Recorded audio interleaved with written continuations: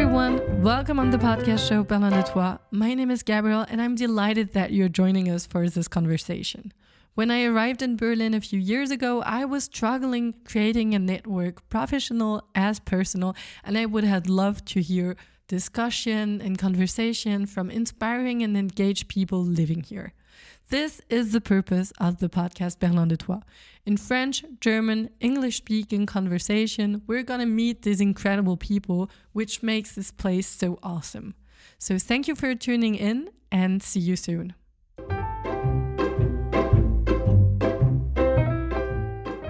Here. Let's go. Janneke Simpson, welcome on the show. Thank you for having me. I'm very excited to be here. I'm a bit nervous. My heart is beating a bit fast, but I'm very happy to be here. It's a real honor to have you here. As we talked, I discovered you completely ungeplant. The power of the Instagram algorithm, no? Exactly. And I didn't realize you lived in Berlin. Yeah. So when I saw what you did, I was like, oh my God, this is such a fantastic story and creation, what you're going to talk and explain what you're all doing about. And I was so excited. And I think it took me 3-4 weeks to realize you were living in Berlin. And I was like, I have to meet this person. We have to talk. We have to talk. So it's an honor. Welcome. Thanks. I'm going to ask, as usual, to present yourself. But just before, I have a little tiny question for you. Tell me. What is the process that made you realize that something very personal, family habit, you can create something for everyone out of it? Do you see what I mean? Yeah. I think it was the one, I just wanted to give it to other people. I wanted to share it, and I was willing to, buy it somewhere else. Or my first the start of this was there was no desire for me to do it myself. I even wrote to another company that sort of does really nice books and pitched them the idea to them maybe 3 years ago, and they wrote back on Instagram being like, oh my goodness, that's an amazing idea, we'll speak to our product development team.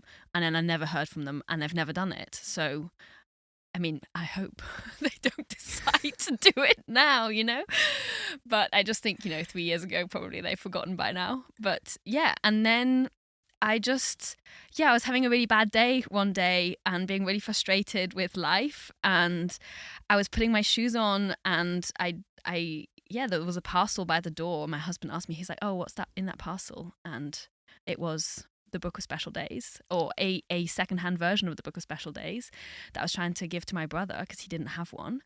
And it just hit me there and then, oh my goodness, but this is what I should be doing because nobody else is making them.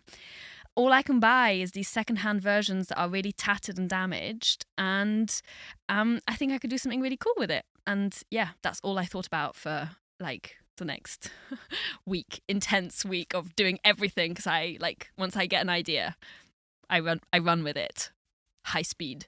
So yeah, there we go. That's where it started. Oh my God, there we go. So we're gonna come shortly back. Okay, yeah. And could you please present yourself? Absolutely. So I'm Janneke. I'm a product manager by day, and by night, weekends, lunch breaks, any spare time I find, I'm the founder of House of Janneke, which is sort of a design studio, I guess. I think I'm still defining what exactly it's going to be. Currently. On Instagram, it is building a colorful little empire, one do-it-yourself at the time. Yeah, I love doing DIYs as well, and that's sort of where House of Janneke started. I don't know where it's going to go in the future. I have a lot of ideas. I think one of the things I've realized as I've thought a lot about this project is I really like to celebrate memories. I have photos all over my apartment. I have photo albums, and yeah, I really like to celebrate the happy parts of life. I think I'm a very enthusiastic and happy person most of the time, and yeah, I think that's probably the direction it's going to go in. I also really love color and pattern, so that's definitely also going to be part of it. But yeah, that's the overall, I think, trajectory for now. And I have big dreams. Whether they ever come to fruition or not, we'll see. But yeah, just it's worth stepping out of your comfort zone and giving it a shot, and see where it goes. When we search a little bit about yourself, we find that you had a creative awakening at the end of your 20s. Could you please explain a little bit? Because you had a path where you had a really normal, would I say, 9 to 5 job. Yeah. And then one day you started to have this more creative part starting in your life. Yeah. And at some point you decided, okay, let's put more energy in it. And also the part that speaks a lot to me is like open it to the rest of the world. Yeah. Because you could be doing it for yourself, but we understand that you're building something bigger. It all started. I decided I was going to do a meditation course because I was super stressed, and my very best friend, she's amazing, Composure Active. Shout out if you ever need to do a meditation course. She was amazing, and one of the first things she asked me to do when I started was to rate my life out of 5 in various categories. There was spiritual, relationships, financial, career, all sorts, and one of them was creative. And I put 0. I was like, I don't do anything creative with my life. And she said to me at the time, she said, but I don't think that's really true. I think you're being really hard on yourself because you do all of these DIYs around your apartment. You're always painting walls and you've got all these ideas. And yeah, it was sort of, I call it a sort of a creative awakening of being, well, hang on a minute. This is something I actually really enjoy. And in my assessment of my life, I haven't made it a priority because I'm rating it 0. I want to make this a priority. And then I started House of Janneke as an Instagram account, to keep myself accountable to my 27 followers. Because I just thought life gets in the way. Life always gets in the way. There's always a million things that you could be doing, and you have to prioritize your time. And I found it was a really good way of forcing me to prioritize time to be creative and to do these DIYs or different activities. And yeah, so it started from that. Then I decided, you know what, I'm going to be an interior designer. So, well, no, first I decided I was going to be an influencer, and then I realized that was like winning the lottery. And as like a career strategic move, that was probably like, people who say my life ambition is to win the lottery, that's kind of a difficult thing to make happen. And I think becoming an influencer, well, maybe other people see it otherwise, but I think it's just a bit of a Russian roulette or lottery ticket kind of setup. And then I decided I was going to be an interior designer. I started an interior design course, which I have not finished, but it is on my goals for 2026. And yeah, then I realized actually being an interior designer, the majority of your time is not spent choosing cool paint colors and nice furniture. It's doing admin, ordering stuff, and a lot of accounting and that. And actually, I don't really want to do that. And I also think I don't think I'd ever be good enough at it to, I think some people are extraordinary at it and have such amazing ideas and vision. And I think I'm better at admiring them and appreciating them than I am at doing it myself. So I sort of decided that wasn't going to be it. And then, then came along the idea of doing a book of special days. So I was like, actually, this could combine a lot of the things I really like. It's a very personal story. It's something I want to gift to other people, and it's something I need in my life because all my friends, I'm at the age where all my friends are like getting married, having a baby, starting new chapters, etc. And I think it's a good present for that. And I could combine my love of colour and pattern because they're really bold books and pretty and got patterns. And yeah, so it combines both sides of me, I guess. So could you put back just the timeline with everything that happened? Because we talk in Berlin. You're not from Berlin originally, right? No. I arrived in Berlin on the 28th of September 2020. Oh, we arrived at the same time. Well, there you go. Full-blown lockdown within about 5 weeks. You know it. Great fun. Fancy making friends when everyone thinks everyone's full of germs. So I think I started House of Janneke 2022. And the moment you talked with your friend? That was 2022. So you started right away? Well, no, because I arrived in 2020. Yeah, I think over the summer of 2022, I started the meditation course. House of Janneke, I think, starts October 2022. And then the interior design course I started in September 2024. So it's taken quite a long time to navigate this process. This is exactly why I'm asking, because now we're in 2026 and you're launching almost this Book of Special Days. The Book of Special Days, I had the idea on the 27th of May 2025. I am really odd with dates. Clearly, I think I'm the right person to be doing a book of special days. I like to remember random dates like that. So the whole process took, let's say, between the moment you realized it and put it into motion and then arrived to one object would be like 3-4 years. Yeah, let's say. Yeah, but I think also when I first started out, I had no idea, or there was no desire that this, I was always going to keep a full-time corporate job, and I had no ambitions beyond that. As in, that was what I was going to do. I was a corporate girl, that was what I was going to do. And now, I mean, I still have a full-time corporate job, and I'm going to keep it for as long as I need to. But I think it's something where now I realize after a certain amount of time, it couldn't fulfill all of me. I think in your 20s, it sometimes does. And I think when you get to 30, you kind of take a step back and go, oh, actually, work cannot be the description of me, I guess. And so now it's become less of part of me, and I have all this other world that I'm building outside of my corporate full-time job. So yeah, I feel you so much. I have the feeling we also went through this realization with relationships. Yeah, like you don't have to need one person to fulfill your whole life. No, but certain part of your life can be fulfilled by a corporate job, by a hobby, by friends, by a relationship. So it's exciting to have the big picture over time and seeing a physical result at the end. So I just want to ask about this. You brought the 2 books with you? Yes, I did. Which one do you want to see first? Sir, both. Tell us about both. Like, for people who don't know, what is a book of special day? Is it like something written? Is it is it the official name? How? I don't know. My granny had a book of special days. It's really small. I don't have it with me because it's in the UK with my granddad. And it's really, really small, but it's linked to Christianity. So on every single day, it also says, when a bishop of so-and-so became bishop, or who was canonized, all of this kind of jazz. But I guess I should start with what is a book of special days. It's a book. There's a day for every day of the year, so 1st of January to the 31st of December. But there's no years, so essentially you have to write the year. So if you had a special day, like today, what is it, the 8th, 9th of January, I would open the book to that date. I would write the year 2025, and I would say Janneke did a podcast for the first time.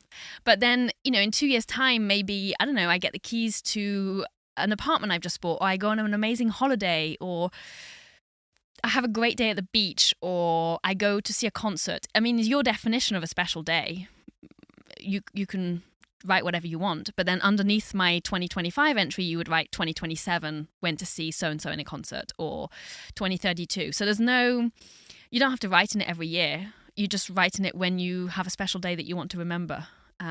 So my granny had one. She was gifted one by a friend, probably in her mid-50s. So it really doesn't have to be something that you have when you're younger or when you're born or anything like that. I really think it's, again, people have special days throughout their lives. It doesn't have to be at the start of something specific. And then she bought it from my mum when we were babies. So I think my mum was given it just before I was born. And this is a copy of it. Because you can still buy this, but it hasn't been republished. This was published in the 90s by the Victoria and Albert Museum in the UK. It's Gauguin, so you sort of have pictures of Gauguin, paintings of Gauguin at each kind of the beginning of every month, which is really cute. But I can't buy anymore. So I go and roam random websites trying to buy these. And the last one I bought actually had writing all over it in the middle that it looked really nice on the outside, but it's been written in, so therefore it's useless. And then I made this one. Out of necessity? Out of necessity. It looked really modern. Yeah, well, basically, I didn't know what cover I wanted to do at first. And this is actually... So my great-great-uncle was a pattern and fabric designer, an interior designer in the early 20th century, 1910s, 20s, 30s, that kind of time. And I've inherited one of his original paintings, which, I mean, it's a painting because it's hand painted, but it's of a pattern. So it could be, I mean, yeah, it's basically like this. So it could be on a cushion, it could be on curtains. But I have the original, and I got it scanned digitally, and I've worked with a designer, and she's kind of modified the colorways because it does look a bit dated. I mean, it's into the beige, it's a bit beige. It's beautiful, but I wanted something that was much more vibrant. And then we kind of came up, this kind of font is quite reminiscent of the arts and crafts movement, which is sort of design movement of the early 20th century. And we've gone for quite bold patterns and colors. So then you have this like contrasting color, which is this flower is this flower here. So yeah, we're kind of reusing that. And yeah, I mean, he has loads of work in the Victoria and Albert Museum in London, which I also think is really nice because the original book is from the V&A, and then I'm using a pattern where there's family pattern, but it's also, he's got like 200 items in the collection in the V&A. So yeah, that's sort of how it all came together. How did your family reacted? They thought it was really nice. I think my granddad thinks it's really sweet. He's a man of his generation, so he doesn't necessarily say it in so many words, but he asks quite a lot of questions. And yeah, I think for me, the other thing is I was very close to my granny. She died in 2019, and she's the start of this family tradition. She was an incredible woman. I miss her enormously. I wish I could show her. And so I think it's nice because you can see that sort of the legacy that she left on, because I'm definitely doing it. She's a huge part of the energy and the motivation I have to do this. I have 3 brothers. They're really really supportive and really enthusiastic. I think it's always like when you have someone in the family starting their own endeavor in a creative way, plus it is tradition. Yeah. And I come from a family, both my parents were self-employed. So actually me having a corporate job, I was already bucking the trend, and it was a bit like, okay, if this was what you want to do, sure.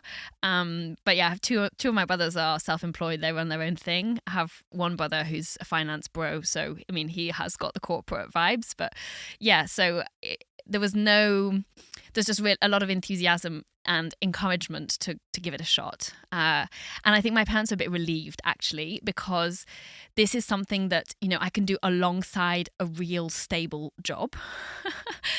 And in the lead up to it, there were moments where I was like, right, I'm just going to quit everything. You know how on Instagram they make it look glorified, how, you have these like knee-jerk reactions, rash decisions. Oh, I quit my job because I'm going to discover myself, or stuff like that. Which, I mean, kudos to you if you're brave enough to do it. But as a parent, I think you're more reassured when your child has a kind of plan that can function alongside stability. You know? I think kind of, I love to say it that way, is that our generation is more about organizing it in a more smooth way. Yeah. And not doing the rash dopamine, from excitement to completely new to completely different. Do you think so? Because I think on social media it's full of people who've been like, oh, I quit my job, I bought a van, and now I'm traveling around the world and all of this. And there's more people doing that now. I don't know. Maybe. I don't know, because I think it's like social media. We have like now 10, 20 years maximum where you can see ahead what happened and how it changed. And I have the feeling that, I don't know what is your experience, but my experience of corporate job, because I also have a full-time corporate job. Yeah. Besides doing a podcast. And I really love the way I interact with people that I would probably not meet differently. Yeah. Like the podcast, it get me to meet other person that I might not meet. Yeah. And then this learning to work together in a very precise concept, you do have the security in a certain way. Yeah. So I think it's a balance of everything. And then I really do believe people say there is no right moment. I agree. But you can still choose the moment. Well, I think there's no right moment, as in, one of the things my mum always said to me, because I'm a huge planner, so like I plan, option A to Z all the time. I have all these, okay, if I make this decision, how it's going to go, blah blah blah. And my mum said the thing is, you're never going to find the situation that ticks every single box. There's going to have to be a compromise, and you're going to have to choose what that compromise is. And I think that that's kind of what you can work towards, of going, okay, well, this isn't, I would like to do podcasts all day, every day, but unfortunately that doesn't pay for my rent, or that doesn't enable me, that's actually not going to make me fully happy, because then I wouldn't be able to afford to go on holiday, for example, or other things. And so you kind of go, okay, well, what's the structure here that enables me to fulfill the maximum number of boxes, I guess, on the things that make me happy. So yeah. How did your life actually change since the beginning of House of Janneke until now? I think I've become more multidimensional, I feel. I don't, I've got a lot of things to talk about and think about and dream about than just my day-to-day job. I think when I look back at my 20s, and I was just so focused on that career ladder. And yeah, I was just so excited to be going to work. It was all very new, I guess, to have like a corporate job. I traveled the world. I lived in London with work, and then I moved to San Francisco for 18 months. I left San Francisco and moved to Berlin. That was the transition during COVID. And so I think it was great. But I just think I feel that life is much more colourful and much more, I think, a bigger sense of purpose. But I would say that House of Janneke also came with its challenges. Like, I look back at 2024. 2024, I think I had a midlife crisis. Summer of 2024 was miserable. I hope it wasn't midlife, because that means I'm going to live till I was about 62. So Quarter. Yeah, but quarter's a bit excessive, I don't want to live till I'm 120. So maybe a third, just over a third of life. But I think it forces you to ask questions about what do you actually want, what's the purpose, where's this going? And for a while, I was a bit frustrated because I couldn't figure out. I could see that House of Janneke was something I really enjoyed, that it was something that made me happy. But on the flip side, I was like, okay, but where is this going to go? Like, what does this look like in 5 years' time? Obviously the planner, 5 years. And I don't want it to still be like this. It needs to evolve in some way, and I'm not too sure how it's going to evolve. And so, yeah, now it's got to the point where it's evolving into creating a product, maybe being a sort of a design studio that creates products that help people celebrate memories. We have a guest book is another idea I've got as a second product. I don't have a lot of friends who've got guest books. I have a guest book every single time someone comes to stay with me. Such a good idea. They sign the book. And like on the Simpson side of my family, we have a guest book that's like 100 years old. People have signed it for generations. My baby footprints are inked into it. And my grandfather has one on my mum's side as well. And the first time we can write, we've written our names in there. And I think it's lovely to have all these memories. So that's sort of another idea I have. Photo albums. So yeah, I think that's the direction we're going to go in. When you said that you had a lot of this crisis moment. Yeah. How do you work through the crisis? Do you do it alone? Do you take a blank of paper and write down? How does it work? It was fairly dramatic, involved a lot of tears. I should apologize to my husband because that was dreadful.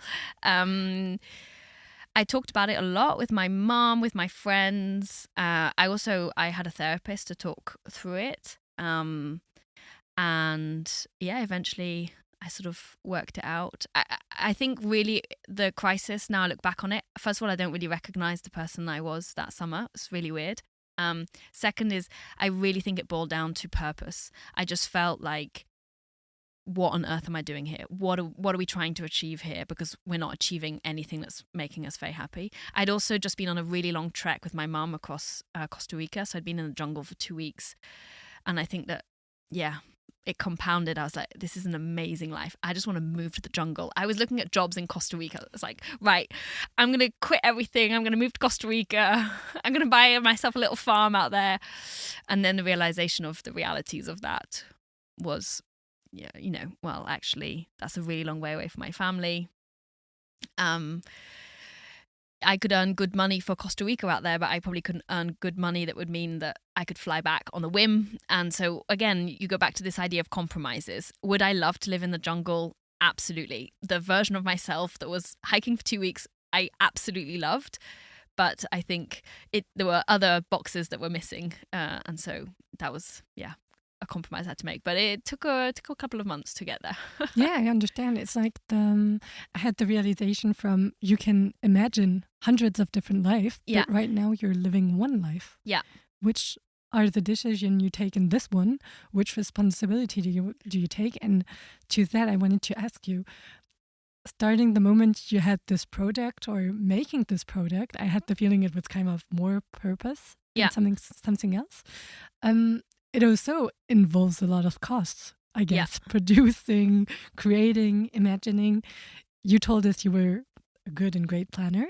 Yeah. Did you have these costs in mind? Did you make like a budget, or it was like different things that appear? It was a bit of a YOLO thing. I had a rough idea.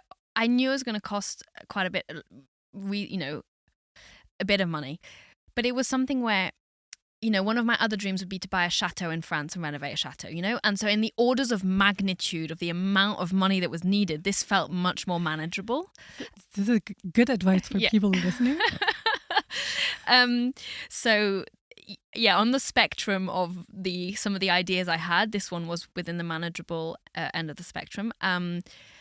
And I kind of thought, well, the kind of money I'm going to be spending is not the kind of money that in 10 years' time is going to change my abilities to, buy a house or my retirement plan. It means that I'm not going to go on holiday to the Maldives, or it's that sort of money where you go, okay, well, maybe I go out for dinner a bit less, and you're just a bit more conscious of how you're spending your money. But it hasn't been sums of money that mean that I am affecting my ability to buy a house in 5 years' time or something like that. And I think I go back to the fact that I have a full-time job, and I kept the full-time job, and then that's what funds it, because that's the compromise you're making. You're going, okay, I have the stability, I have the income, because it's an enabler for something else, and that's how I've kind of we shifted it. This is enabling me to live a life that makes me happy.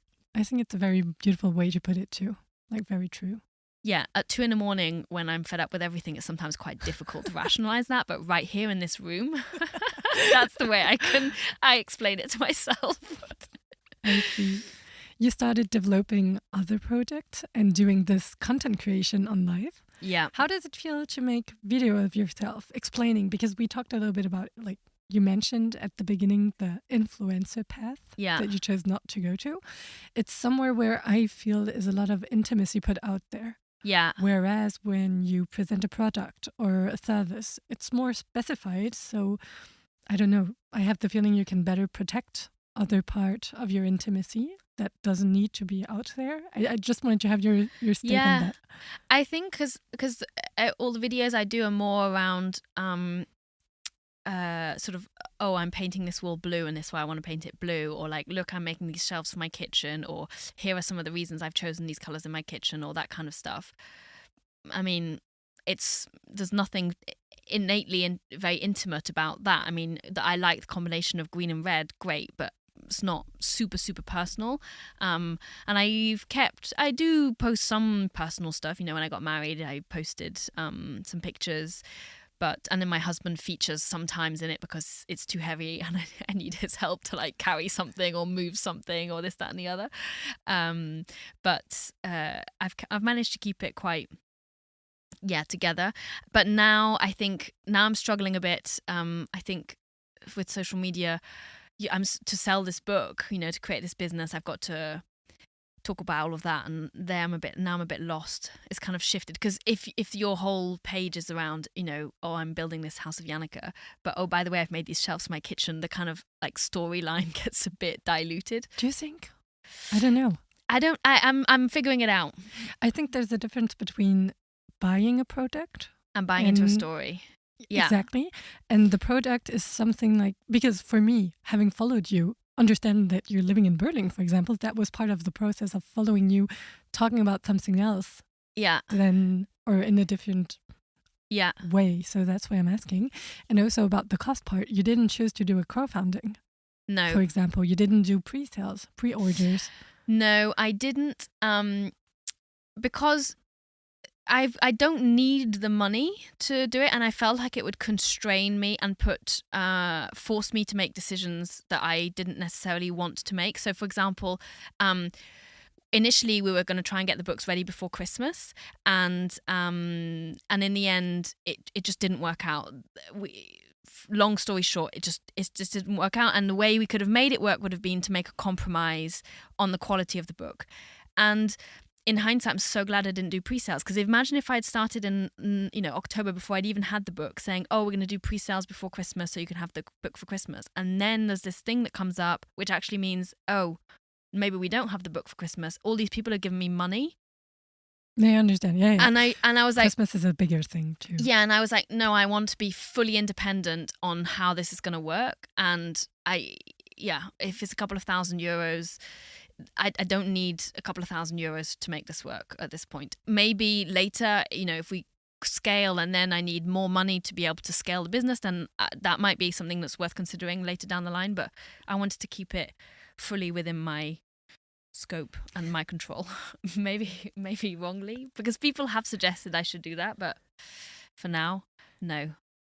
Because I have the feeling, for example, as a person who already invested in different crowdfunding campaign, so it was a bit different. I do understand the Christmas stress is something you don't want to get into, I guess, because then people get stressed.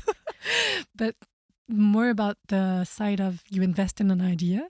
Yeah. I think there was okay, it's a bit different, but still going to talk about it.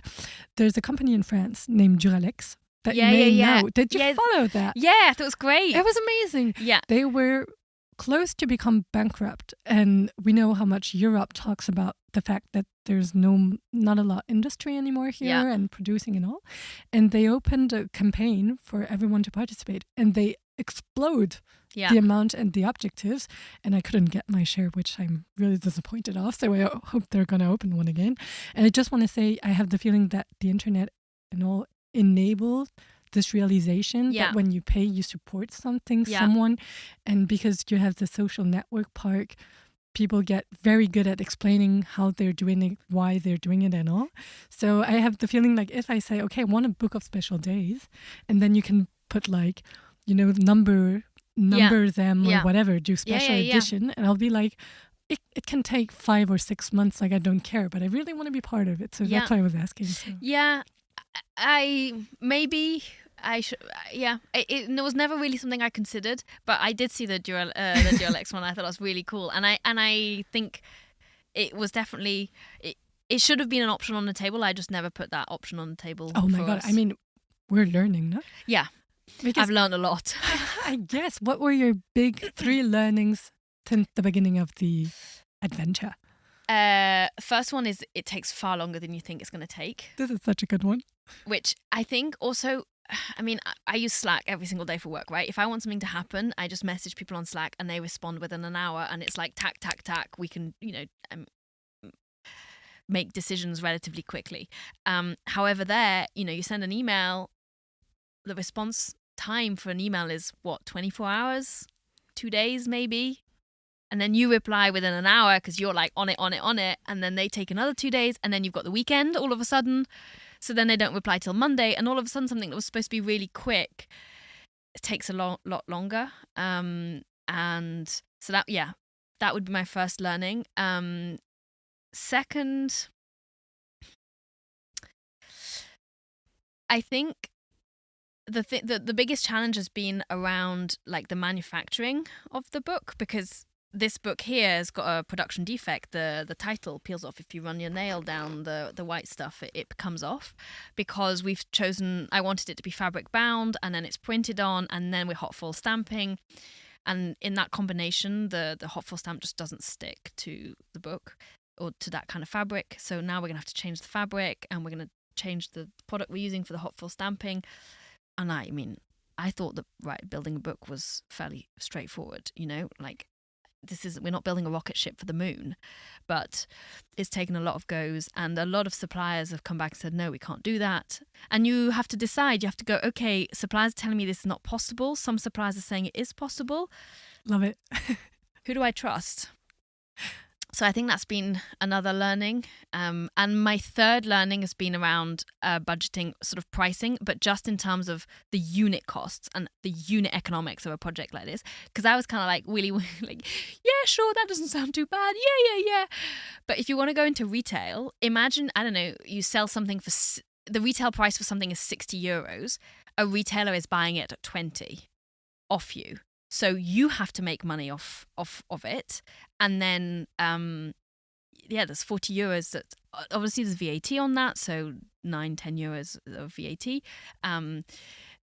So then, okay, you say, okay, so I need to be making something for sort of €10 or €15 because I still have costs. I need to make some money out of this. So mapping all of that out is really difficult, and is quite difficult as well when scale makes such an enormous difference to the price. If you're ordering 200 books or you're ordering 2,000 books, we're in different orders of magnitude in terms of the cost per unit, because there's a lot of costs around setting up the plates to print stuff. And, that one setup, it could be, I don't know, €1,000. So if you print 200, you print 2,000, that cost spreads quite a lot. So how do you budget this when you don't really know what your volumes are going to be like? So those would be my 3 learnings. Very nice. You said you work with a designer. Yeah. Did you work with other persons? Yes. So I also worked with somebody who helped me do the website, because I worked with a designer because I decided that the aesthetic of this was really important to the success of the project. And I wanted to have brand design, and I wanted a really well-designed product, and I didn't want it to look amateur. And so I just knew that I didn't have the competencies to do that. I mean, I'm quite good at Canva, but not that good.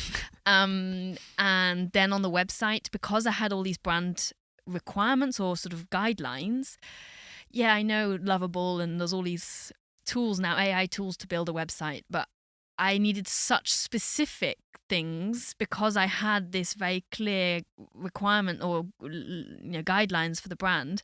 I didn't know how to do it, and so I just decided this was a problem I was going to throw money at. I sort of this is why I have a full-time job, because this is something where I'm going to spend weeks doing this, and it's not going to look as good as I want it to look. And I think it was worth every penny in the end, because I've been contacting a few people who work in retail. I've just been messaging them randomly on LinkedIn. I got LinkedIn Premium and just blasted out a bunch of messages because I'd like to get into retail and don't really know how to do that. And so I just messaged people, and one person replied and she said, "Oh, I saw the website and it looked really good." And so I thought, well, you see, this was worth spending the money to have something that makes me look like a credible entity, so to speak. So yeah, and I think the books looks a million. I mean, I'm biased because obviously this is kind of my baby, my project, but I think it's worth spending money on people who are really good at what they do, to at least nail the bits that are so important to the way you're going to be perceived, by potential customers or retailers or people who might think, "Oh, this is a great idea, I could help this girl." How much did you go into envision your project, imagining it? Did you imagine people opening it, receiving it home? So the other night I was bored, and on ChatGPT I got ChatGPT to do a mock-up of if I ever did a pop-up store, what that would look like. So that's the kind of level we're at. And yeah, at the moment I'm scoping out some social media posts, figuring out what I'm going to do. And one of the ones I'm thinking is like, what are my hopes for 2026 for House of Janneke? And I have all the boxes and the wrapping paper to ship these books. So I was going to do a video of me packing them up, and that was going to be one of my aspirations. 2026 was me packaging up books, which I don't have because these books you can't sell because they're damaged. But I thought, so I've got a lot of ideas. I'd love for it to become sort of a proper business, not a little business. I want it to be a real business that sells all sorts of really beautiful products that sort of make us happy, that help us make us happy. I think if you could go through a book of special days and you could, on a bad day, and you could read through, oh, look at all these special days I've had. It makes you a happier person. Yeah. In my dreams, I would also like to have a Christmas decoration range. I wanted to talk about that. Christmas. I have an email in my inbox from a charity in India that work with small workshops of people who have, in some cases have leprosy or other disabilities, and they make Christmas decorations. But one of the people I spoke to, who is much more experienced than me in this world, said, focus on one thing at a time. Nail the book, and then you can diversify. But for now, stick to your lane, and afterwards you can expand. But that would be my other dream. I love Christmas. So yeah. Just to ask, because it struck me, your book is very neutral, what is written into it. Yeah. So as you presented to us, we see the character that has been designed. Yeah. But when we look into it, it's very white, neutral. There's a small presentation at the beginning and all. Yeah. Could you explain? Because we do understand it's a choice you made too. Yeah, I think I really want it to be, it's yours. I've added my touch because I've added the colours and the cover. But then you can decide how you want to use it. I mean, some people have said to me, oh, do you think I could add photos? I mean, if you want to add photos, add photos. If you want to draw in it, draw in it. If you want to, however you want to do it. So I deliberately left it quite plain inside because you make it yours. I really want to give it to somebody and then you decide how it goes. Whereas if I have too much say on the inside, it's not your book, it's my book and a bit of yours. So, yeah. And I think it's also a book that could go through generations. I could have it and it's big enough. One of the things I've done very differently to the previous books that my granny and mum had is there's much more space in it. So you could either write longer special days if you want, but it could also be something where, maybe I could pass it down to my kids and then we have 2 generations of special days in there, and I think that'd be really special. So yeah. You said at the beginning that you wanted to be an architect and interior designer. Sorry. Yeah. And then you realized it wouldn't be yours, so you did instead a House of Janneke. Yeah. There's a part of legacy, I have the feeling, in what you're building right now and doing. Did you thought about a community part? Or is it more about, you know what I mean? Like, this is the story that we're showing? Or if you're But I think the legacy, I don't actually want the legacy to be about me. Mm-hmm. The legacy, I want to provide you with a vehicle through which you can have a legacy. I have nothing to do with it. So you could have people talking about their own books of special day and going through it, for example? Yeah, that'd be great. If somebody else wanted to do a podcast and say, I've got a book of special days, this is what I wrote in it. Here's the story of my book of special days. Brilliant. However, they can't call it a book of special days because I have got the You depose it? Yeah. Oh, Well, because I think it's something, I can't protect the idea itself. I can protect the name, so I'm protecting that.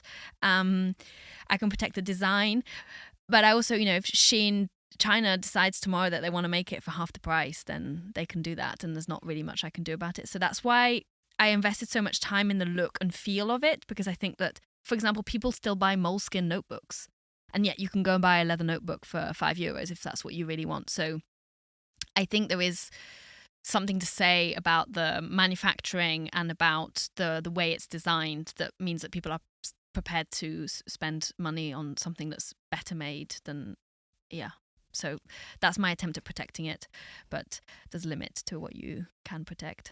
I have to be honest, I didn't sign to your newsletter yet. Don't worry, I've never sent an email on it yet. Great, I wanted to ask that. Because we are at the beginning of the year and you did a small video about champagne and preparing. So could you talk a little bit about it? How did you see this year? How did you organize it? Yeah, so this, I like to buy like little bottles of champagne and then I write some goals of the year on there. And this is not my idea. I saw this from a friend of mine, Alex. She's the first person I saw do it, and I think it's great because you write a goal, And the goal, you choose what that could be. For me this year, I put finish the interior design course that I started a year ago. I put sell 500 books. I put sign a dream retailer. That would be like a dream. And I put read all of Jane Austen's books because I basically over Christmas I listened to Pride and Prejudice narrated by Julie Andrews. Do you know who she did? She's the main actress in The Sound of Music. She plays the grandmother in Princess Diaries. Okay. Anyway, I love her voice, and it was Pride and Prejudice is my favorite book in the whole wide world. So I just thought I should be better educated, and I should have read all of Jane Austen's books. So I'm going to read all of her books, and I think that's all I put on there for now. But you can choose, and also they are guiding ideas for the beginning of the year. But for example, in 2025, I've created House of Janneke as a GmbH. That was not a champagne bottle because in January 2025, the idea that House of Janneke GmbH would exist was beyond me. So my husband also said, oh, but I don't want to plan my life like that. You know, I want to be open to the opportunity. And you can 100% be open to the opportunity. If you decide in May, actually, these champagne bottles were not the plan, then scratch what you've written and rewrite something else on it. So you choose how you want to do it. But I think it's good. And also sometimes, you know, if you set yourself a goal of reading all of Jane Austen's books, at the end, great. I mean, you read all of them, but if you could have a glass of champagne while you're reading the last page, even better. That is a good sum up. So there we go. We're experimenting. Yeah. Experiencing? I don't know what's the next word. What's the next bit in the sentence? Right now it's really cold in Berlin. Oh yes. Experiencing A cold moment. Yes. How do you go through winter and cold nights in Berlin? Well, I really like to put on Netflix as a fireplace video. So I put that on my TV because I feel like the room warms up with that. I invested in a really good coat, and that changed my life.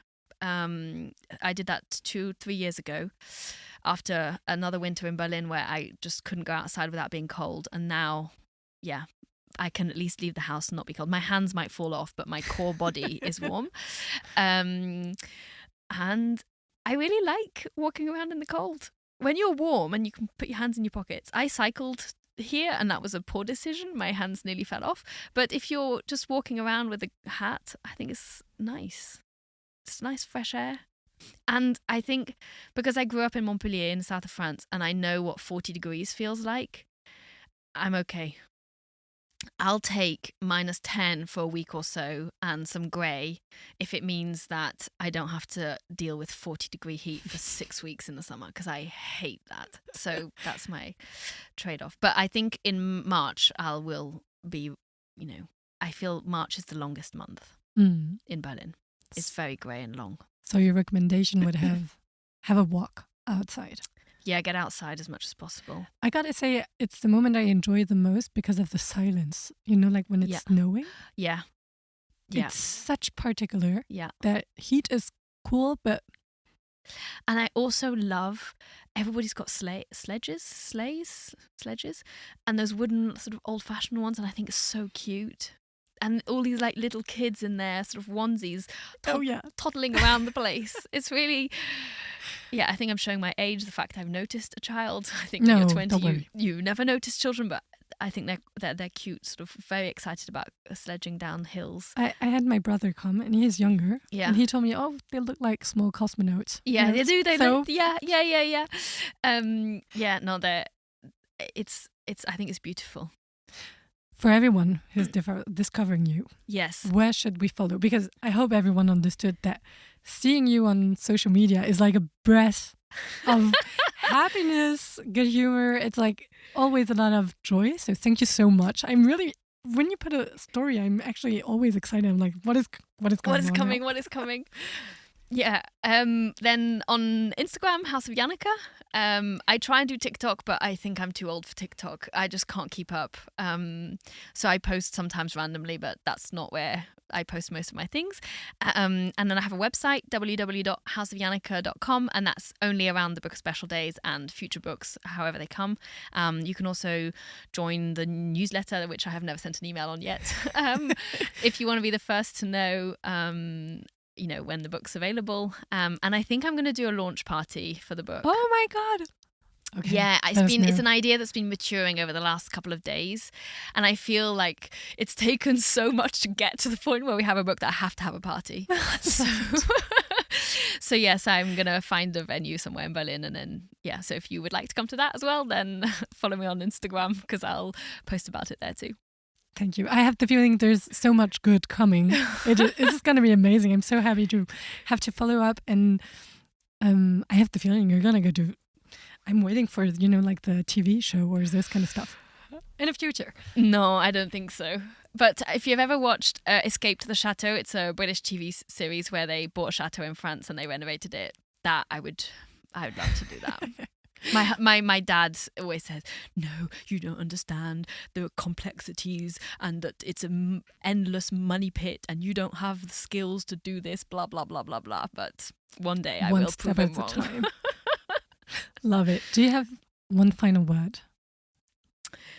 Thanks so much for having me. This has been thoroughly enjoyable. I was very nervous, but you've made me feel very at ease. I've really enjoyed it. Thank you so much. And we're going to follow everything you're doing. Fab. I'm so excited to have my own book of special day when it's going to be so far. Yep. And thank you for doing it, really. When I discovered it the first time, and I was like, of course. Like the kind of idea where this is such a great idea, and that you are pushing to it for us to have it in our hands is something I'm really super looking through it. I'm really looking forward to people sort of getting it and experiencing it and starting to write things in there. I think even little things. I mentioned earlier a lot of my friends are having babies, and so I write in my book the first time I meet their babies, and I just think, in 20 years time it'd be really fun to be able to say, oh, you know what, on the 8th of April I met you. I love it. I love it so much. Perfect. Thank you so much, Janneke, and see you very soon. See you soon.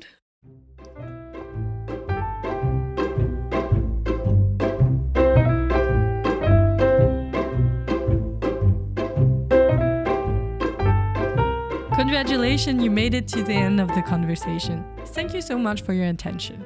You will find the whole show notes on the website of the podcast under www.berlindetoi.com, and you can find us on Instagram at berlindetoi altogether. Thank you so much. See you soon and have fun. Bye.